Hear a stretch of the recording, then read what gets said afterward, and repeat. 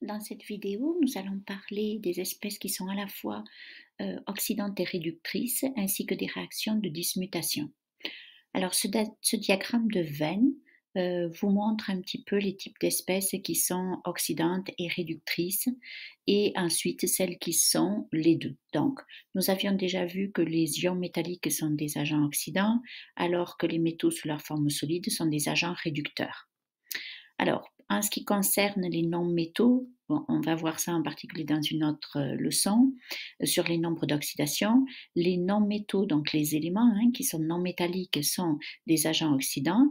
Leurs ions non métalliques sont des agents réducteurs. Prenons par exemple le chlore et l'ion chlorure. Ensuite, vous avez l'ion H+, qui est un agent oxydant. Donc, il va être réduit. Il va être réduit, par exemple, en H2. Et l'ion OH-, au contraire, est un agent réducteur. Ensuite, parmi les espèces qui sont à la fois oxydantes et réductrices, pour en faire la liste, par exemple avec les espèces que vous avez dans votre tableau de potentiel électrique à la page 7, vous allez donc chercher des espèces qui se retrouvent à la fois du côté des réducteurs, comme Fe2+, mais aussi du côté des oxydants. Donc, vous voyez, Fe2+, se trouve des deux côtés.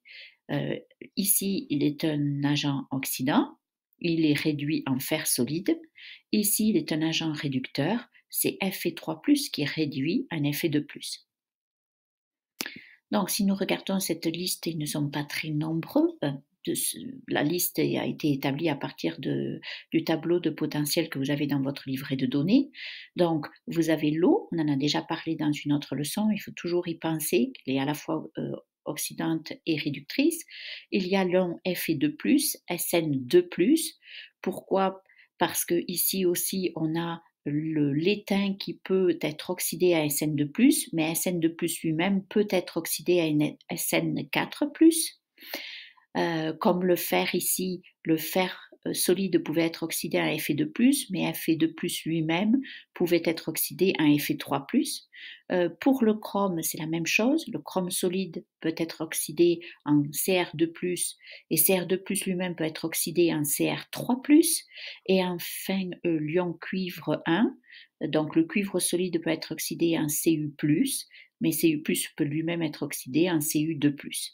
Donc voilà, quand vous avez la molécule d'eau et ces quatre ions-là, vous devez penser qu'ils sont à la fois oxydants et réducteurs. Alors, ces espèces qui sont à la fois oxydantes et réductrices, eh bien, elles peuvent subir des réactions de dismutation. Donc, dis, c'est un préfixe qui veut dire deux. Mutation, vous savez que c'est un changement. Donc, la dismutation, c'est quand vous avez une seule espèce et elle va devenir deux nouvelles espèces. Elle réagit sur elle-même par une réaction d'oxydoréduction. Donc, par exemple, vous aviez une solution d'ion fer 2, eh bien, elle peut se transformer en fer solide et en ion Fe3+. Alors, il se trouve que cette dismutation-là, si on revient ici, vous voyez que Fe2+ en tant qu'agent oxydant est écrit en dessous de Fe2+ en tant qu'agent réducteur. Donc, la réaction entre ces deux ions, s'il fallait écrire le gamma, il sera à l'envers. Donc, la réaction est non spontanée. En fait, aucune de ces dismutations n'est spontanée. La seule qu'il est, c'est celle de l'ion Cu+. Et on peut revenir dans le tableau rapidement pour aller chercher donc où se trouve le cuivre sous forme solide ici, et vous voyez que ici il y a écrit Cu2+ directement.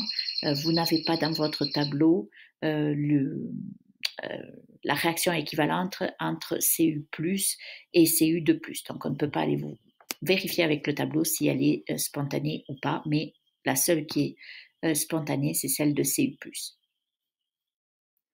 Donc voilà, il faut faire attention si on vous donne une solution de certaines espèces, elles peuvent très bien, ceci peut être une réaction d'oxydoréduction, et comme vous avez un seul réactif ici, c'est ce qu'on appelle une dismutation.